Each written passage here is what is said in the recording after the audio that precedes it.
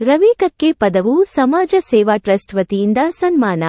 Kukke Subrahmanya April 4ರಂದು Kukke ಸುಬ್ರಹ್ಮಣ್ಯದ Ravi ಕಕ್ಕೆ ಪದವು ಸಮಾಜ ಸೇವಾ ಟ್ರಸ್ಟ್ ವತಿಯಿಂದ ಧಾರವಾಡ ಜಿಲ್ಲೆಯ ಸತ್ಯಸಾಯಿ ಪದವಿ ಪೂರ್ವ ಕಾಲೇಜಿನ ಪ್ರಥಮ ಪಿ.ಯು.ಸಿ ವಾಣಿಜ್ಯ ವಿಭಾಗದ ವಿದ್ಯಾರ್ಥಿನಿಯದ ರಂಜನಾ ಸುರೇಶ್ ಜಾಧವ್ ರವರು ಪ್ರಥಮ ಪಿಯುಸಿ ವಾಣಿಜ್ಯ ವಿಭಾಗದ ಪರೀಕ್ಷೆಯಲ್ಲಿ ಉತ್ತಮ ಅಂಕವನ್ನು ಗಳಿಸಿ ಕಾಲೇಜಿಗೆ 3ನೇ ಸ್ಥಾನವನ್ನು ಗಳಿಸಿರುತ್ತಾರೆ.